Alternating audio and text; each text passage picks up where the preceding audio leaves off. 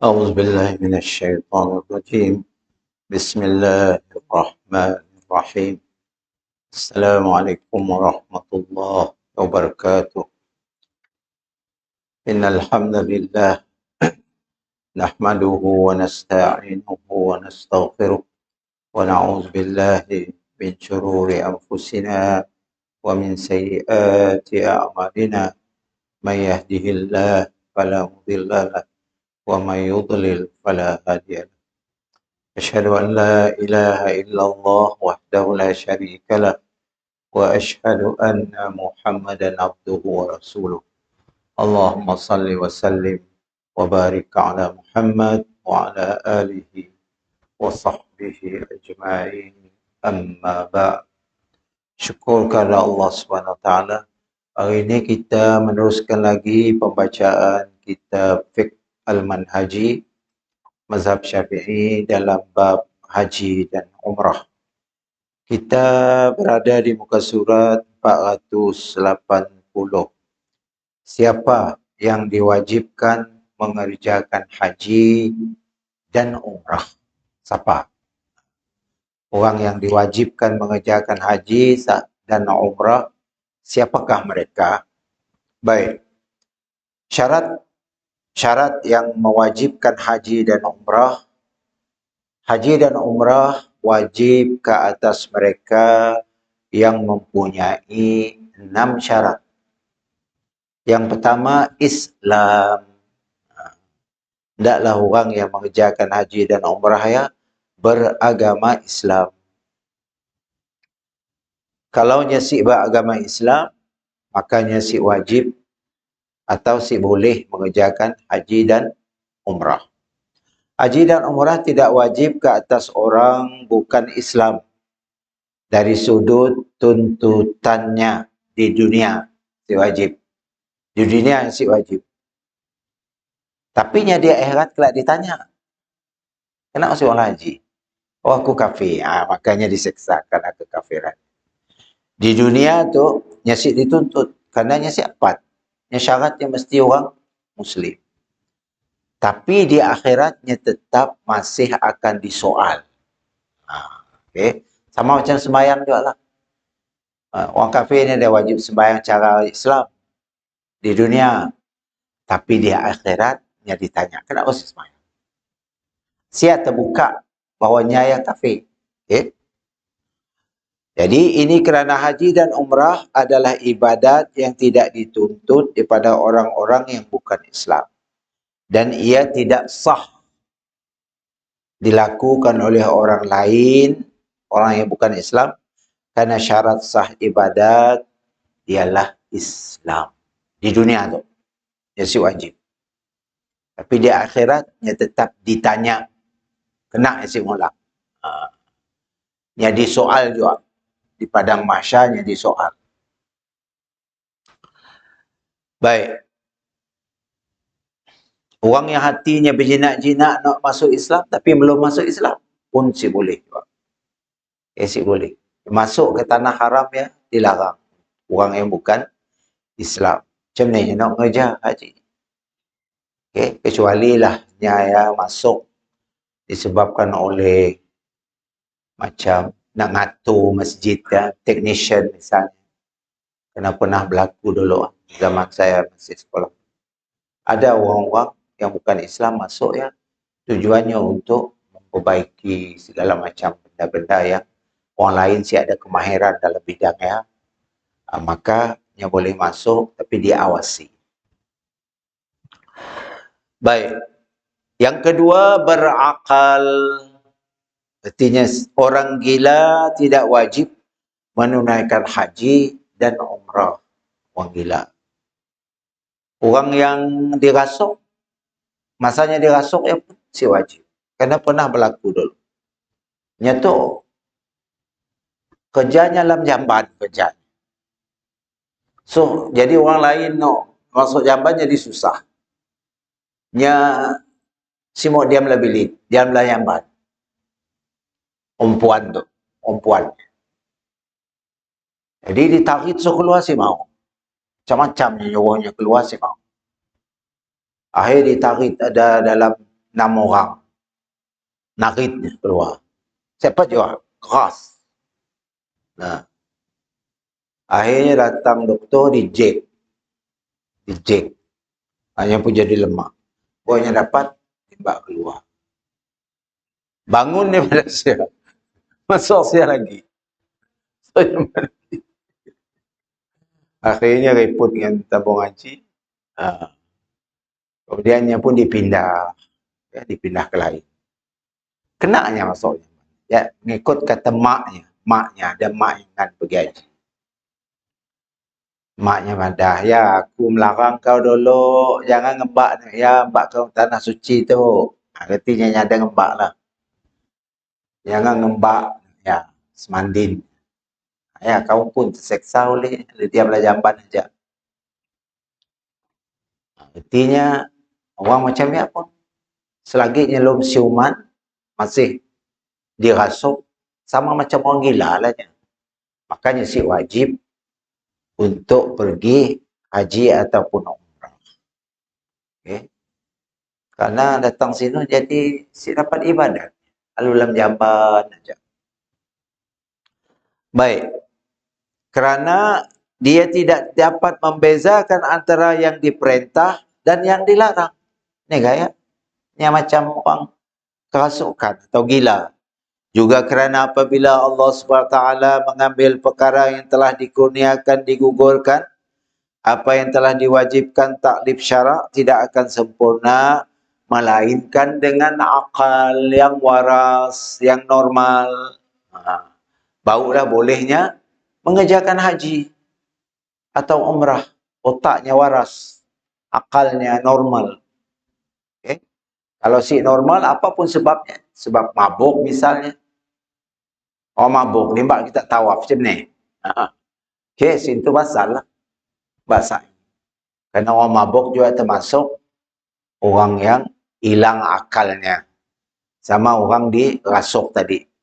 Termasuk orang yang hilang akal. Kemudian yang ketiga, baligh. Seperti baligh. Haji dan umrah tidak wajib ke atas orang yang belum baligh. Kerana dia belum mukallaf. Orang belum baligh. Orang lelaki umur 15 baligh. Ataupun yang dah mimpi. Okay? Mimpi. Makanya baligh. Orang perempuan apabila kedatangan haid. Makanya dia anggap baligh. Maka apabila dah baligh, bolehlah pergi umrah dan haji. Gini kita nak ngembak biak pergi haji. Boleh ngembak. Tapi pahalanya untuk mak bapaknya. Bukan untuk dia. Kerana orang belum baligh, yang si dapat nanggung pahala, si dapat nanggung dosa. Dua-duanya si ada. Yang belah dosa pun si berdosa. Okay? Kerana dia belum baligh. Maka munya sembahyang di rumah, dia ajar atas sembahyang, pahalanya untuk kedua ibu bapanya. Dia juga minta ngembaknya pergi haji, pergi umrah. Makanya belum lepas kewajipannya. Yang wajib pergi apabila dah balik kelak. Tapi dia dapat pahala. Tapi pahala bukan untuk dirinya. Pahala untuk orang yang ngembaknya. Untuk ibu bapaknya. Okey. Dan dia masih wajib pergi haji apabila dah balik. Kerana hajinya masa kecil, si dapat menggugurkan kewajipannya. Si perlu ke haji lah. Hanya dia kecil. Tapi orang kita tunggahnya haji je, tunggahlah haji. Okay. Tunggah haji ya. Nabi Muhammad pun ada tunggah orang haji.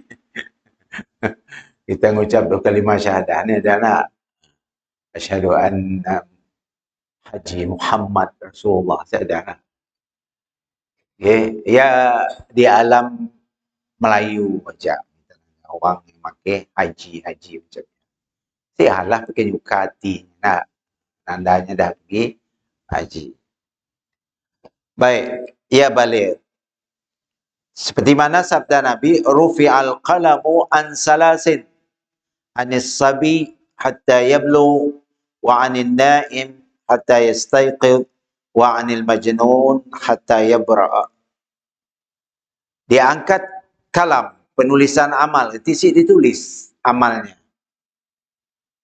Tiga jenis manusia, amalnya si ditulis. Malaikat si nulis. Dosanya pun si ditulis. Siapa nak tiga ayat? Pertama, daripada kanak-kanak sehingga dia balik. Artinya biar kecil, mula dosa. Si ditulis dosanya. Sampainya balik baru ditulis. Dia kanak-kanak apabila balik. Kedua, orang yang tidur. Yang tidur, si bangun-bangun. Zuhur, si semayang. Asar, si semayang. Maghrib pun yang sedar. Maka dosanya si ditulis. Karenanya tidur. Sampainya bangun. Barunya wajib melakukan ibadat dia tadi. Yang qada lah. Mana ditinggalnya tadi. Okay. Yang angkat, dia semayang. Dia berwuduk, dia semayang. Apakah berdosanya si semayang dalam keadaannya tidur? Si berdosa. Karenanya benar-benar tidurlah syaratnya. Ada kan orang tidur macam ni? Tidur dari subuh, tidur. Zuhur si semayang, asar si semayang. Yang teruk lagi, maghrib pun si semayang, isyak pun yang bangun. Okay. Digerak si bangun. Jadi orang yang tidur sehingga dia terjaga, barulah dikira dosa. Dan daripada orang gila sehingga dia waras. Orang gila. Okay. Gila, tahulah gila. Gila tu nya si tahu hukum orang gila tu. Okay. Sebab ianya si ditulis. Amalnya nak baik ke dipolahnya, nak jahit ke, semua si ditulis. Bila baru ini ditulis? Apabila sembuh dari gilanya.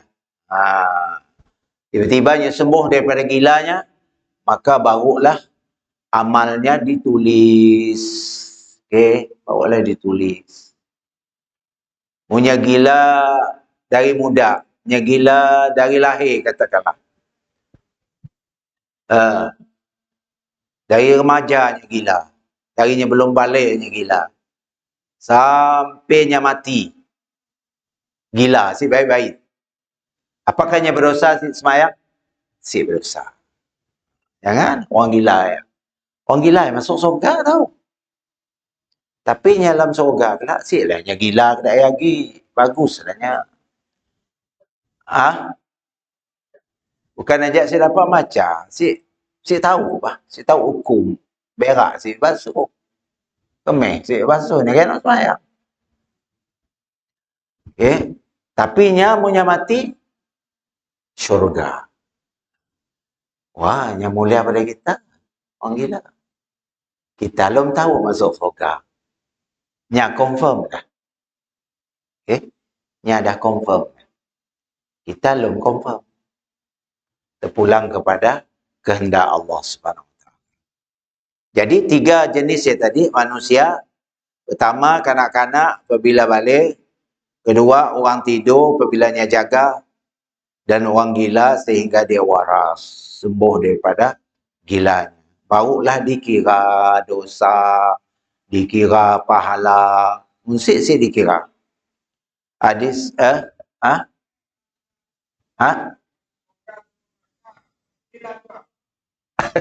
dah gila lagi. Orang apabila dah bangkit semula di akhirat, semua jadi normal. Kita dulu sakit, katalah kita mati disebabkan kanser. Kita bangkit dari kubur, saya dah kita kanser lagi. Kita dah, badan kita dipolah badan baru. Cuma yang lama, roh kita aja.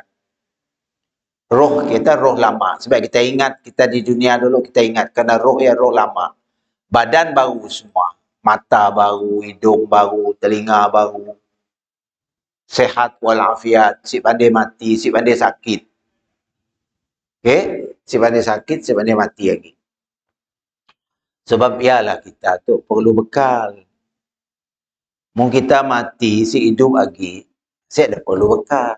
Nah, sebab kita hidup balik. Ya masalahnya. Bekal-bekal nak semayang, segala macam yang kita pola zaman masa tu, amal soleh yang kita pola, ke bekal mati, bah. Bukan pakai apa, ke bekal mati. Karena kita hidup balik kelak. Mati ya hidup balik. Maka ditanya, ni bekal tu.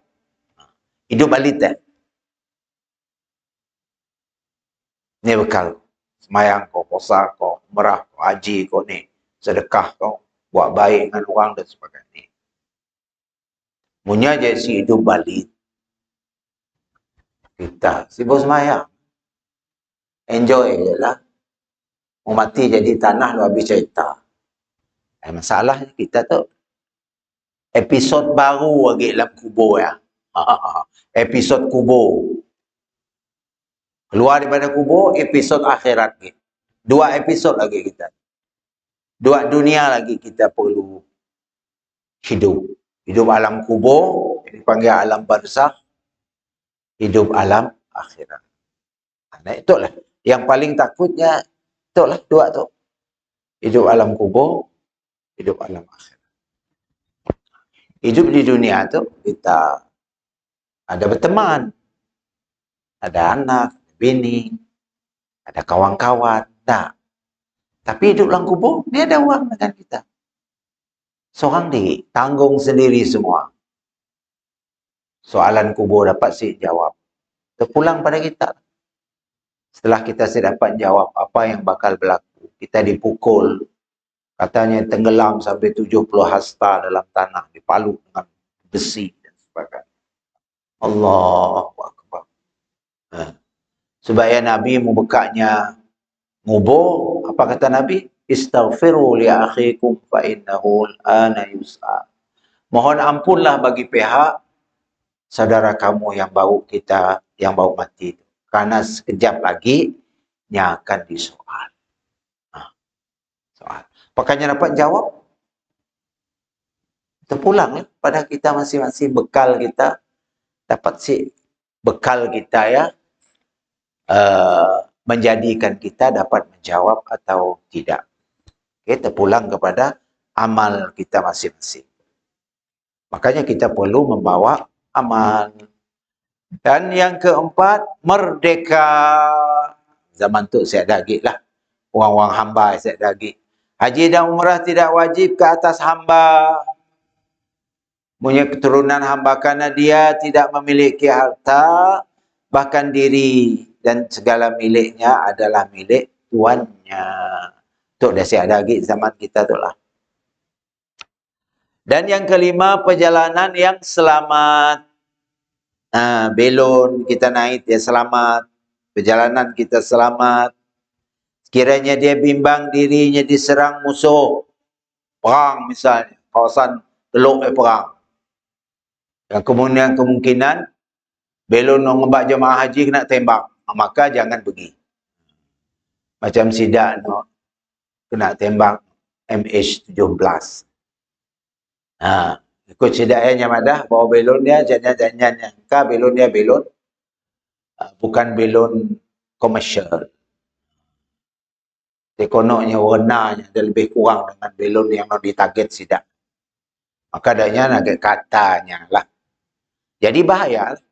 Coba tak gambarkan kalau di kawasan Teluk perang, kawasan Mekah perang, pakai belon, roket. Selamat kita pergi haji kan? Ni selamat.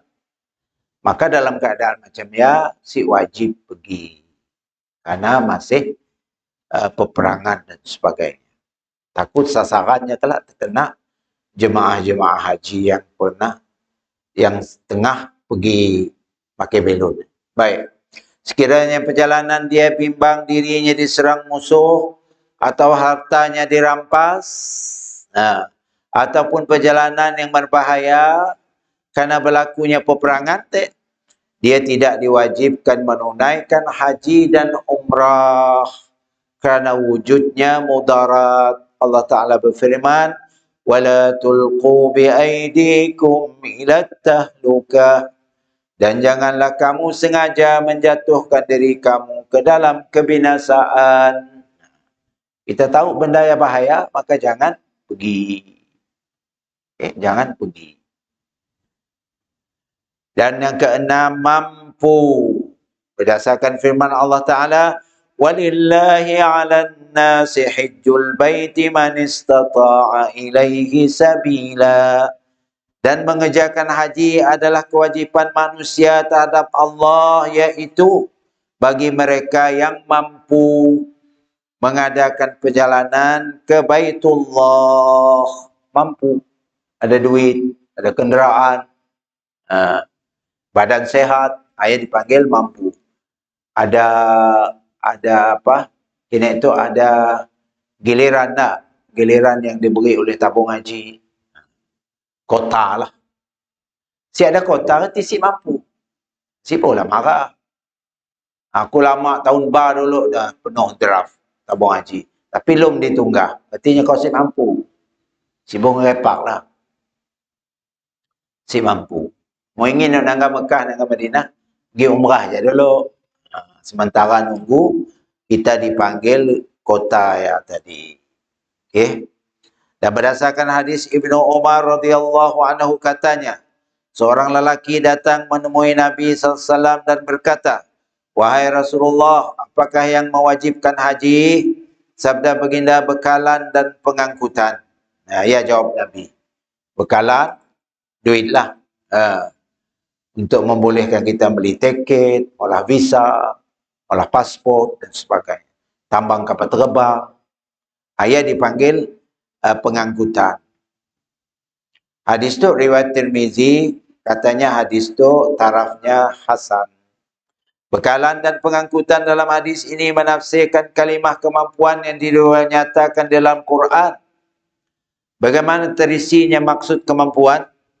Kemampuan terlaksana apabila seorang itu memiliki harta, duitlah, cukup, yang membolehkannya menunaikan haji dan umrah, seperti bayaran pengangkutan dan nafkah pergi balik, juga bayaran pasport dan upah mutawif,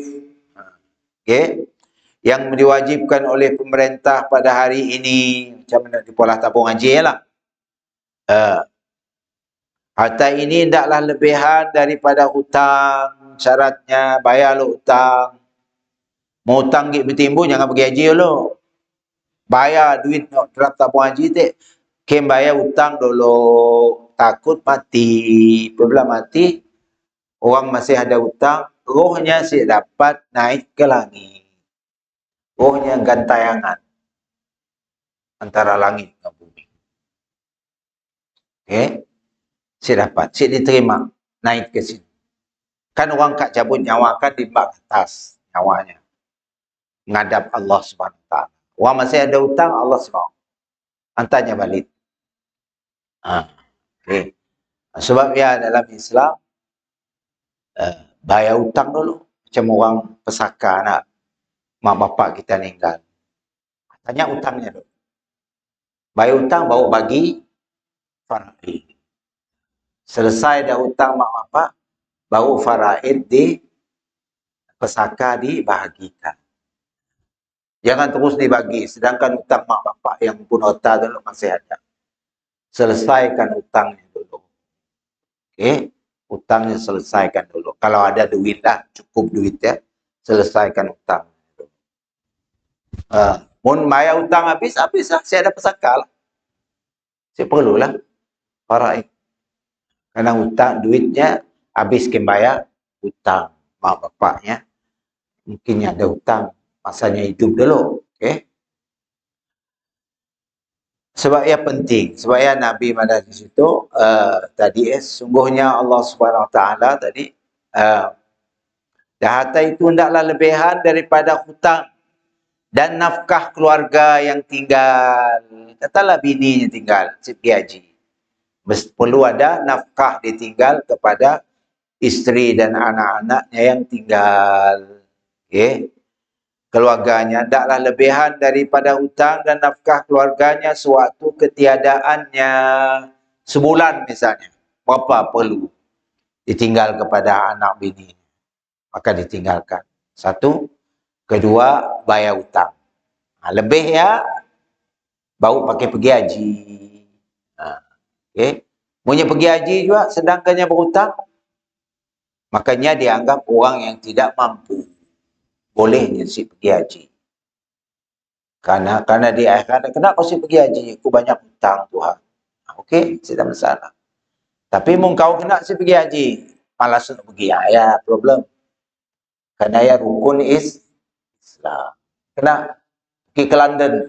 Oh, London mahal lagi, Pak. Pergi ke London, pergi ke Raun, seluruh dunia. Tapi haji sih pergi. Ya problem. Tapi ada hadis daif yang kata, ada kata daif, ada kata hadis ya okey. Orang yang ada duit, kemampuan, sehat badan, duit ada, tapi nyesip pergi haji. Bukan kerana nya berhutang sih. Hutang saya ada. Tapi nyesip pergi. Dia pergi ke lain. Tiba-tibanya mati, maka jenazahnya sama ada dikira jenazah orang Kristian ataupun orang Yahudi. Sampai cemerlang sekali. Jenazah. Yang mampu tapi nyesip pergi. Maka jenazahnya sama ada jenazah Yahudi atau Nasrani. Kerana mampu. Karena haji akan rukun Islam. Ya, rukun Islam. Rukun Islam yang kelima. Okay. Maka jasadnya dianggap sama ada Yahudi atau Nasrani. Baik. Bahaya juga ya. Jenis-jenis kemampuan. Kemampuan ada dua jenis, iaitu kemampuan langsung dan tidak langsung. Satu, kemampuan langsung, iaitu seorang itu mampu menunaikan sendiri haji dan umrah. Yang bolehnya pun pergi. Di mana dia ada kemampuan sehat tubuh badan. Boleh melakukan perjalanan dan menunaikan kewajipan haji tanpa mendapat mudarat yang besar ataupun kesusahan yang tidak dapat dipikul. Yang pun pergi. Kewajipan pertama. Punya siapa pergi? Takut pakai belon. Belonnya ditinggi, dahnya datang sesak nafas. Kambuh orang oleh. Okey, makanya dianggap si mampu. Yang kedua, kemampuan tidak langsung, iaitu orang kalap itu memiliki harta yang membolehkannya mewakilkan orang lain menunaikan haji. Boleh wakil. Yang disebut apa? Badal haji nak. Boleh. Okey, boleh badal haji. Tapi perlu pastikan benar ke si. Orang yang tunai badal haji yang tadi. Jangan sebarangan. Netuk badal haji 3-4 ribu. Kadang-kadang dia ambil sampai 2-3 orang. Dia ambil 4-5-6 orang. Kira-kira namalah haji 4-5-6 orang. Haji untuk seorang saja. Okay. Mungkin yang upah orang sinun. Pastikanlah. Benar kasihnya ada upah orang sinun untuk melakukan haji tersebut. Yang boleh mewakilkan kepada orang lain menunaikan haji bagi pihaknya sewaktu dia masih hidup atau selepas matinya pun boleh, dengan syaratnya niat nak pergi haji tapi tiba-tiba mati, maka boleh wakilkan sesiapa untuk menunaikan hajinya. Atau punya masih hidup, dia dah terlalu gelak tua, doktor kata itu saya boleh pakai belon lagi, tua gila dah. Tapi dia ada duit, bolehnya bayar badal haji untuk orang menunaikan hajinya. Menunaikan hajinya. Ini berlaku apabila dia tidak mampu melakukannya sendiri kerana terlalu tua atau sakit ataupun seumpamanya. Jadi boleh, badal haji boleh. Badal artinya ganti. Kita wakilkan orang lain untuk melakukan haji bagi pihak orang yang si sehat itu. Tapi ni ada duit. Al-Bukhari meriwayatkan kepada Ibnu Abbas, seorang wanita dari kabilah Juhainah datang menemui Rasulullah SAW dan berkata, sungguhnya ibuku telah bernazar untuk menunaikan haji. Lalu beliau meninggal dunia sebelum menunaikannya. Apakah perlu saya menunaikan haji bagi pihaknya? Yang nanya Nabi. Jawab baginda Nabi, ya boleh. Lakukanlah haji bagi pihaknya. Apa pandangan kamu jika ibu kamu mempunyai hutang? Apakah kamu perlu melunasikannya? Jawabnya ya, sabda baginda, lunaskanlah hutang Allah, dan hutang Allah lebih berhak untuk dilunaskan. Macam ni mak bapak kau ada hutang. Apakah kau wajib membayar? Wajib. Macam iyalah pergi haji tu. Kerana pergi haji dia anggap berhutang dengan Allah Subhanahu Wa Taala. Karenanya sudah bernazar, dah niat. Amunya si niat, si bernazar, si perlu pola pun si hal. Katanya kita pergi haji mah. Ni ada duit ke pergi haji. Tiba-tibanya mati. Makanya si ada niat untuk pergi, maka si di pola pun si hal. Tapi orang puan tu tadi dalam hadis tu yang sudah bernazar. Mak bernazar umur panjang nak mula haji. Duit ada. Tiba-tiba innalillahi wa inna ilaihi. Maka wajib, kerana nazar wajib ditunaikan. Wajib bagi anak tadi untuk melakukan haji, sama ada nyempun pergi anak ya. Ganti sama ada kata mau haji, mak kami meninggal, kami ganti. Nama ya ganti nama kita. Maka kita pergi sinun dengan syaratnya anaknya sudah pernah pergi haji. Syarat. Mu anaknya belum pernah pergi haji, si boleh yang mula haji dengan orang. Syaratnya nyempun sudah mula haji. Sebab pasti orang yang beri badal-badal haji ya, perlu orang yang amanah. Okay? Orang yang nerima badal haji. Perlu orang yang amanah. Punya dah ngumpul sampai 10 orang badal haji. Macam ni nak mula? 10 tahun baru habis. Kerana satu musim haji untuk seorang saja. Kadang-kadang jemaah tu si faham. Beri kumpul badal haji sampai 10 orang. Beri dengan orang ya, nak kau mula. Macam ni nak mula. 10 orang. Sedangkan satu musim haji hanya untuk seorang. Ini nak mula.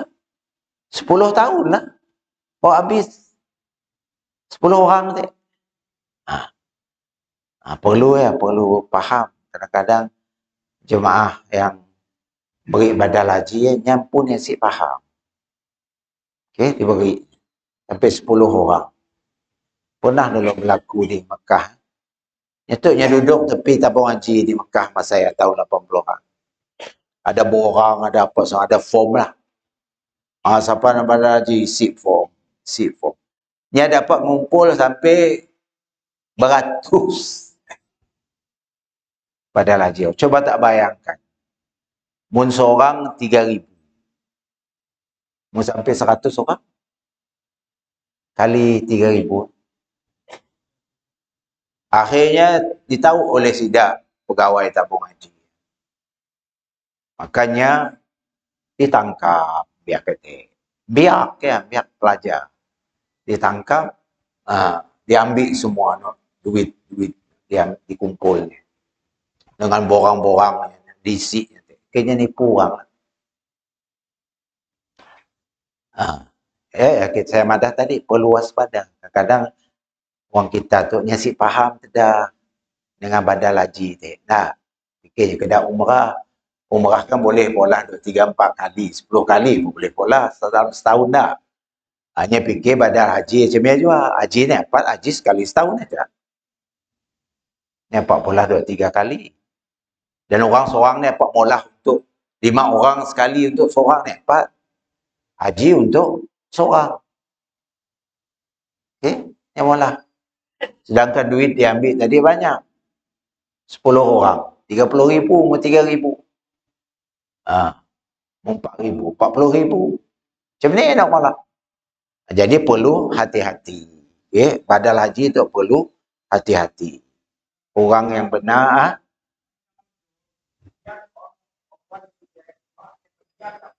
Emaknya bernazar. Ada nazar.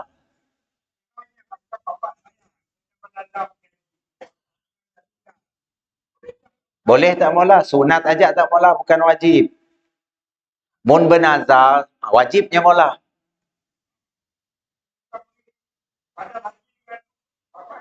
Boleh. Dia dapat pahala haji lah. Orang mati tak dapat pahala haji lah. Dapat pahala haji. Okay. Lepaslahnya kewajipannya. Okay. Tapi kita molah ya, sunat aja, bukan wajib. Bukan kita si molah berdosa si. Detuk te jadi wajib kerana maknya bernazar. Ya bezanya. Kecuali lah bapak kita madah. Mau bapak ada duit bila-bila masa bapak bernazar nak pergi haji. Kita dengarnya pada tu ya. Tiba-tiba mati si sempat. Maka wajib bagi anak yang tinggal yang dengarnya bernazar ya. Maulah haji untuknya. Okay.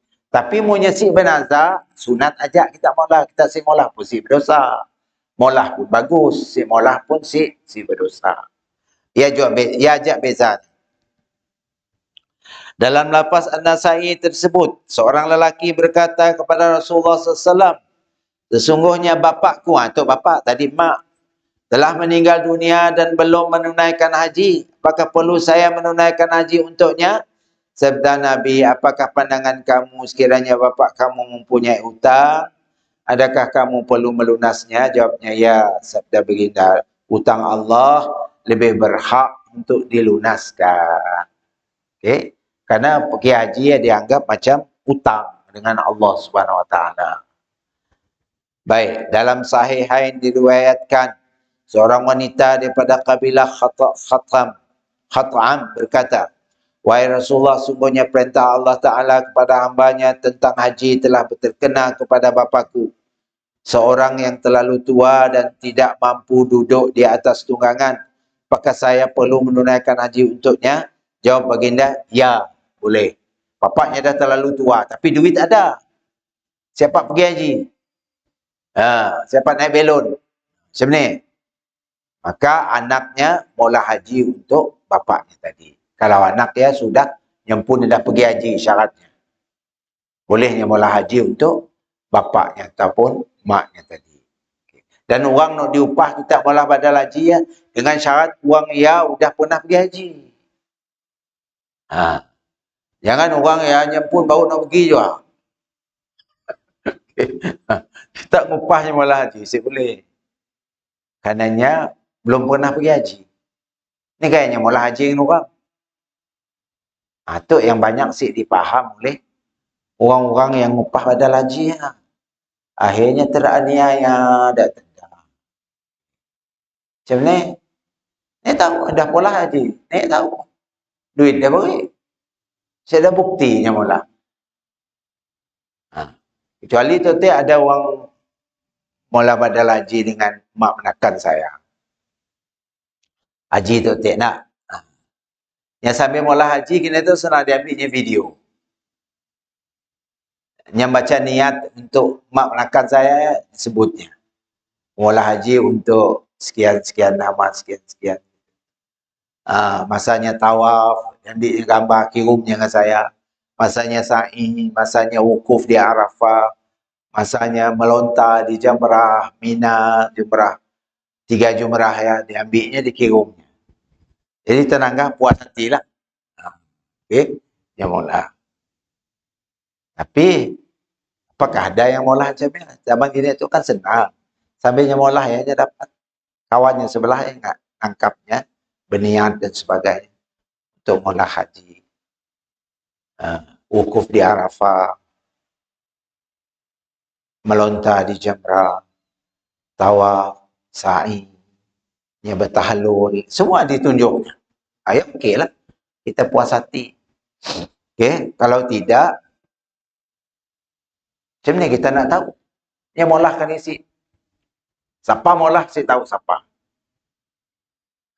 Okey. Jadi takut rugi aja lah duit, kesian dengan orang mati ya. Mengharapkan pahala haji.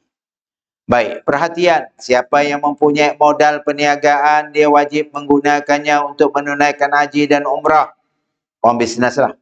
Siapa yang mempunyai tanah yang mengeluarkan hasil, ada tanaman, kebun. Untuk nafkahnya dia wajib menjualkannya untuk menunaikan haji dan umrah. Ini disebabkan sekiranya dia berhutang kepada anak Adam, dia wajib membelanjakan harta perniagaannya untuk membayar hutangnya. Itulah dengan haji dan umrah, inilah pendapat yang lebih sahih. Al-asah, ada pendapat menyatakan dia tidak wajib menjual barang-barang tersebut. Jadi yang sahihnya, boleh dia jual tanahnya untuk pergi haji. Atau jual kebunnya, hasil kebunnya untuk olah haji. Boleh. Ataupun yang menjualkan, yang menggunakan duit perniagaannya tadi, keuntungannya untuk pergi haji. Yang kedua, dia tidak wajib menjual rumah tempat tinggalnya. Jual rumah jangan. Kecuali ada 3-4 gig rumah. Kamunya ada sikit, jangan sini. Diam sikit. Dan peralatan rumah yang digunakan untuk keperluan bagi menunaikan haji dan umrah. Ini karena dia memerlukan keperluan asas darurat ini, maka dia tidak diwajib menjualnya. Jual kereta. Kecuali keretanya ada 4, 5, 6 ringgit. Jual sikit pergi haji. Okey. Mungkin sikit-sikit ya, enggak ada. Macam ni. Macam ni aku turun kerja lagi kelak. Saya ada kereta. Sarawak saya ada LRT. Pakai Grab. Mungkin Sarawak kena di KL, okey lah. Ada macam-macam MRT, monorail, api tanah Melayu, segala macam ada. Tak tahu ni di polah, nak tahu bila siap. Okey. Jadi si perlulah berjual rumah. Kalau rumahnya enggak sikit, nang pakainya dia. Kecuali lah rumahnya 2-3 gig. Situ ada sikit rumahnya, Bangun ada, Sibo ada, Miri ada, Bintulu ada, KL ada. Jual lah salah satu pergi haji. Okey, ya bolehlah dia jual salah satu pergi haji. Dan yang ketiga, sesiapa yang berada kurang daripada 2 marhalah, dalam 90 km lah, dari Mekah dan mampu untuk berjalan kaki, dia wajib menunaikan haji dengan berjalan kaki. Punya diam di Jeddah misalnya. Atau diam di Taif. Taif ya dalam 80 km. 2 marhalah. 90 km lah. Jeddah dengan Mekah. Yang ada kenderaan, bolehnya jalan kaki, punya nak jalan kaki. Punya suka nak berjalan kaki. Ya zaman dulu lah, zaman kini tu ni ada orang berjalan kaki. Anak makan basikal tu ada. Orang Bosnia ada. Dari Bosnia Herzegovina tu. Datang ke Mekah, ya okey lah. Asalnya sanggup, badannya sehat, boleh. Kerana ada Nabi dulu pun makai berjalan kaki juga daripada Madinah masa Nabi pergi haji. Kita dari Malaysia tak perlu lah jalan kaki. Kenderaan ada, nak apa perlu jalan kaki. Tapi punya mau nak berjalan kaki juga, terserahlah. Punya memang sehat. Dia wajib menunaikan haji dengan berjalan kaki sekiranya dia tidak mempunyai uang untuk perbelanjaan pengangkutan. 2 marhalah ialah perjalanan sehari semalam dengan berjalan kaki. Ya dekatlah sehari semalam. Macam kita di Jeddah, di Madinah, jalan kaki ke Mekah untuk menunaikan haji. Namun dari Malaysia tu beribu kilometer. Yang dia benar tadi 2 marhalah aja dalam 90 atau 100 kilometer. Sekira siapa yang mempunyai nafkah haji sahaja dan mahu berkahwin dengan harta itu, dia berada dalam 2 keadaan. Ni ada duit, ni nak nikah dengan duit dia. Sedangkan yang belum pergi haji, macam ni. Pakainya nikah dulu atau haji dulu. Cuba lihat. Satu, sekiranya dia berhajat kepada perkahwinan tetapi dia mampu untuk mengawal dirinya, dia wajib menunaikan haji. Lebih afdal ialah mendahulukannya daripada nikah. Bang now? Mungkin. Pulang haji takut si sempat, nafsu dah membara. Takut berzina, takut apa nak. Maka wajibnya nikah dulu lah. Tapi punya dapat sabar, pergi haji dulu. Wallahu a'lam bissawab. Aqulu qawli hadha wa astaghfirullah li wa lakum. Assalamualaikum warahmatullahi wabarakatuh.